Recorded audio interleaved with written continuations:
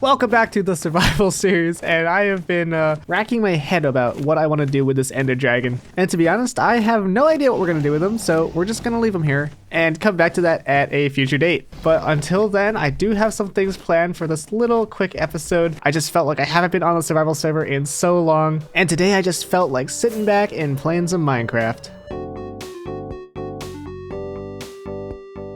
Starting by returning to the base, and also hoping I have more rockets in my ender chest. As a matter of fact, it's like the only thing I have, because last episode, we pretty much did lose everything. It was not good. But today I wanted to do some terraforming around the castle. I want to do something with this area, just a little terraforming project to make it look a little bit nicer. Man, what a bright morning. Okay, so if you don't know, I plan on having this world forever, basically, until I die. Or, I don't know, it gets corrupted and I get very sad. But basically, as new updates come out, we are going to be expanding this world north. So if you've noticed, I actually have not expanded this world much in the northern direction, except for some trial chambers that I had to go looking for. But besides that, I only want to explore a couple hundred blocks to the north every update, and then make a road that we could travel on and kind of see the world through updates as it progresses, which I think will be pretty neat. So I guess to start, I need to figure out what I want to make this road out of, and I think I'm going to use some new materials. Well, they're not new, they've been in the game for a while,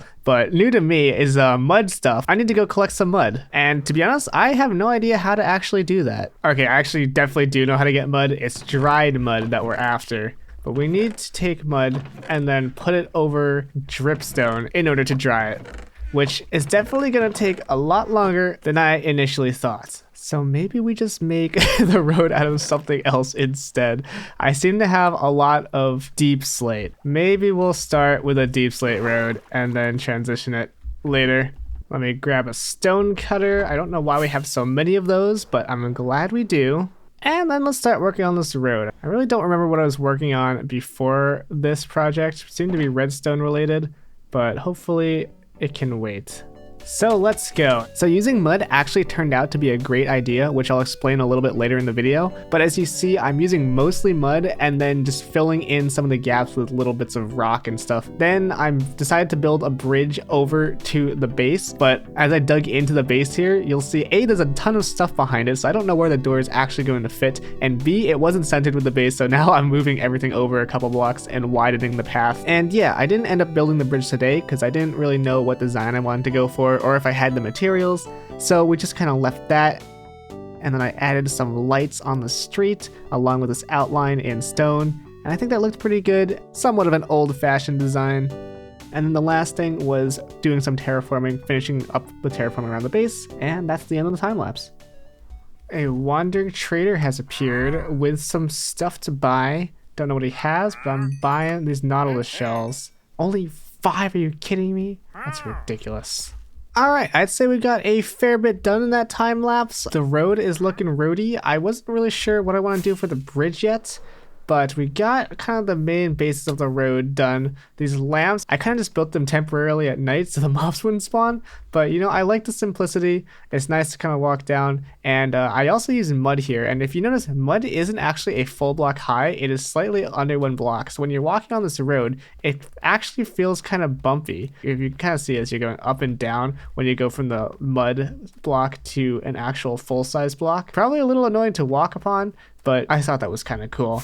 And then as we get over towards the bridge itself is not done yet. At first thinking of doing a brick design, but then I decided to use this smooth stone for this outline of the road, and that is not going to translate very well into a bridge, I don't think. But I think I'm going to save that for the future because I am bored of doing this project now. I feel like that's one way to kind of avoid burnout is, you know, when you're bored of something, don't try and force yourself to continue doing it. And, you know, what's the point of playing video games if you're not having fun? Then I also kind of completed this section of the rock. I've gotten a lot better at terraforming recently, but I wasn't able to do a lot with this just because I had already started it. And it's not really a project I was planning on doing today, but maybe I'll just finish this one little side while we're here. Right now, I'm really just kind of connected to this to the floor, so it's a bit less of an eyesore, and I will definitely go back later and actually try and think about shape and making these rocks actually look like rocks instead of just random bits. But yeah, as future updates come out, we will continue this road up to the north, but I think this is a pretty good place to stop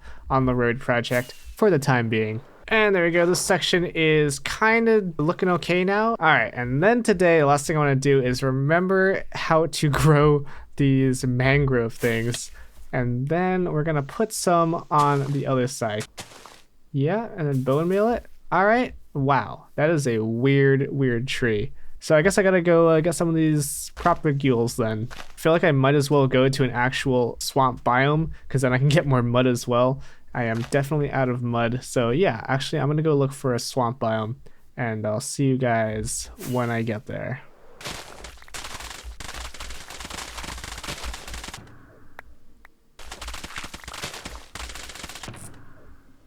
What the heck is that? A frog! I don't think I've ever actually seen a frog in this game. I do like frog lights. I've just never actually built with them in survival. Alright, let's go home. We got a lot of mud and 64 proper thingy loos. And yeah, I think I will be traveling off now. Thank you to all the mangrove trees, but hopefully I never have to come back here. Mining those freaking propagules are kind of hard. And yes, we actually spawned in a nice spot. I should be able to find my way home easy. Home should be right through this doorway. Awesome. Alright, so what are we gonna need for the swamp area over here? I think we're gonna start by grabbing some rocks and putting some like big rocks down. Let's get some andesite, store some of this mud away. I don't think we're gonna need that much of that. Regular stone, cobblestone, and then the secret ingredient, mossy cobblestone, which I just found out about 5 seconds ago it can actually be crafted with moss. Okay, so it's this area here up to the peninsula. Let's set up a little marker probably right about here. And so let's go ahead and terraform some of this area. All right, this is gonna be a long time lapse, and I'm gonna explain what I've been doing, what I'm up to. First, clearing out all the grass. I hate grass. And then we're going along the side and building up this rocky shoreline. Using rocks on the shoreline is pretty cool because I have to worry less about what's underwater and like all the slope of how it goes into the water and stuff. And I can just kind of build up from pretty close to where the land is. And so while I build up this beachfront, I just want to say thanks to everyone who's been watching these videos. I'm really excited for the next World Borders series episode. It takes a long time to get all those people together and record and edit a session, but we have recorded the next session, and that should be coming out in the next couple of weeks, so I'm very excited for that. And yeah, I wasn't really sure what I wanted to do with this biome. At first, it was just gonna be a straight swamp, but then I decided to add some rocks into it and then do this rocky wall, and now it's just kind of transformed into something completely different. And I just love these rocks, stolen directly from Gemini Tay on the Hermitcraft server, but they really do add to the vibe of the biome. And now I'm coming over to the other side and putting a rock wall on this side, and the rock walls are really nice because you don't have to do a lot of terraforming. They're very simple just to get the shaping down, and maybe in the future I'll add some more texture to them. Right now I'm just using stone for the most part, and I do add some tuff and some andesite to the tops. There's so much I want to do in this world that I mainly want to focus on quantity, and I think as I continue to do these builds, I'll just learn so much more by focusing on building a lot than trying to really struggle on completing one build and making it perfect. But yeah, I think these rocks look really cool, especially adding some moss to it as well. And next I'm just putting random holes in the ground, which are going to get filled with tuff and cobblestone and andesite, which just makes it look like there's a ton of rocks everywhere. Also a lot of coarse dirt going on, and this is really done kind of randomly at first, but as you'll see, I'm gonna start putting patches of the coarse dirt in because just completely random actually doesn't really look that good. But yeah, here comes the moss spam, and this really makes the terrain look completely different. I really want to get the mix of moss and grass and coarse dirt right because that really makes the build come alive. For the back wall by the base, I kind of just spammed a bunch of stone around, and then I was hoping to bone meal it with moss and hope it looked good. And as I put the last couple pieces of moss in, this is kind of what the biome looks like without the trees, and I think on its own it looks really good. But next we're gonna experiment with some trees, and let me know if you think this biome looks better with or without the trees that we put in. Alright, back to the video. Okay, and I think that's for the most part how we're going to leave the ground layer. Maybe have a bit more moss, you know, I'm still adding it in places. kind of just to break up big pieces of grass. And yeah, the beach looks a bit empty. I feel like maybe we could do a bit more. I'm liking the way it's turned out. It's like a little rocky beachfront, and I think it looks pretty nice. Let's get some more buttons. Little rocks, just little rocks. I think I went a little bit overboard with the buttons, but whatever. So now is the part that might ruin everything. I'm gonna start putting some trees in, and I'm too lazy. I don't really know how to do custom trees, so we got a couple options. We got, of course, the mangroves that we just slaved over, and then I also wanted to try, let's see, I wanted to try jungle trees, acacia trees, and spruce trees. So let's try. Let's go with a root over here. I think the mangrove trees, oh my god, what the heck is that? That is so big. It's huge. It's a gigantic tree. I don't know if that's gonna fit with the theme of the rest of the build. Let's go try some of the other choices that we have. Let's try a spruce tree, and you know, spruce I think might look good like in the background. Yeah, I like that. Let's try some jungle trees. Yeah, it looks kind of nice. See, like that tree has some shape though. These trees are just kind of very standard. You know, I kind of like the spruce trees. I think the jungle trees are my least favorite just because the shape is so kind of dull. I kind of actually like the acacia trees just because they have more shape than, you know, the jungle tree just kind of looks very flat. It's just kind of a box. And maybe in the future I'll do some custom trees, but to be honest, custom trees scare me. You know, I don't mind the acacias at all. I think they look kind of nice. Maybe we'll do a blend, put some acacias and some of the mangroves. I don't know how dense I want this forest to be either. This little ravine right here I want to be empty so that it looks like a ravine. These mangroves are just huge. I'm not actually sure how many I want to plant because they take up so much space. And the more of these mangrove trees I'm planting down, the more I kind of like them. Especially with the shaders, they just provide a nice bit of shade, no pun intended. My only concern is that they are kind of like overpowering the whole biome. So what I'm actually going to do is I'm gonna keep with the acacia trees on this side and just have the mango trees on the other side. So yeah, right about here, we're going to move into acacia trees. Here's a trick to get one to grow if I really want one there. I can place a dirt so it has some more spawning space, and then just steal a piece of wood from somewhere. And then we come over here, plonk that down, and now it just looks like there's a tree growing there. I guess we've decided to go pretty thick with the vegetation. I think it's working out. I think we need like 1 or 2 trees back here.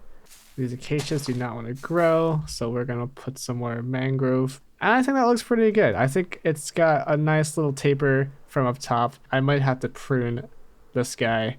The mango trees are a little boxy, aren't they? But after I put all my resources away, I think it's time to look at the finished product. As you're walking up to the base this way, this is what you see. And to be honest, this stone wall could use a little bit of work. And I think that looks a bit better. But anyway, this is the main angle. And I think the rocks over there look good. I like the beaches. Maybe the beaches need a little something something.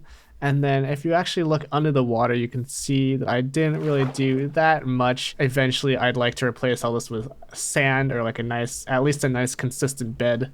All right, I'm out of food and I have 1 rocket left. So let's just take a short walk through what we've done. And I say it looks pretty nice. It should all be lit now. Just use a torch with the carpet on top to hide all of the lighting.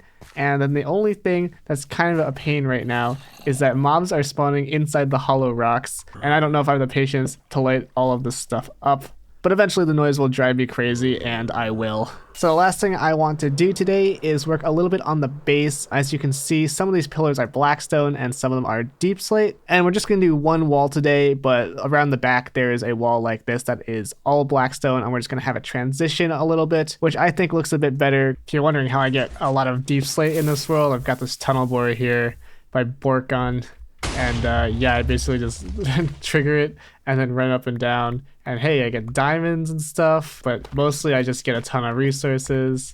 As you see, 1 run just going down has already gotten me like 4 stacks of deep slate, which would be, you know, a pain to mine. So yeah, we're slowly chipping away at the castle base, converting it all to deep slate, or at least doing this little blackstone to deep slate gradient. I think this looks a little bit better than just the blackstone all the way up and then transitioning into the deep slate pillar. But after this is done, that checks off everything I wanted to get done today. All right, that side is looking good. Let's compare it to one of the other sides. Seems about right. This side, I like how the gradient is right at the tree line, and then we just gotta figure out a way to blend this gradient a little bit more. This tree has still not disappeared. There's probably some wood I forgot about. Yep, there it is. All right, tree, get going. But just like that king from Monty Python, we built our castle in a swamp. Hopefully it doesn't sink. But even if it does, I guess we won't find that out until next episode, where we gotta do a couple repairs from downgrading the world. The tough house got absolutely obliterated, and we gotta move these guys back into it. And then after that, we're going back to working on the box, adding some cool new features that I can't wait for. And I'm also now realizing that my road is the same texture as the wall of my house. I don't know how I feel about that, but that is a problem for another day. Goodbye.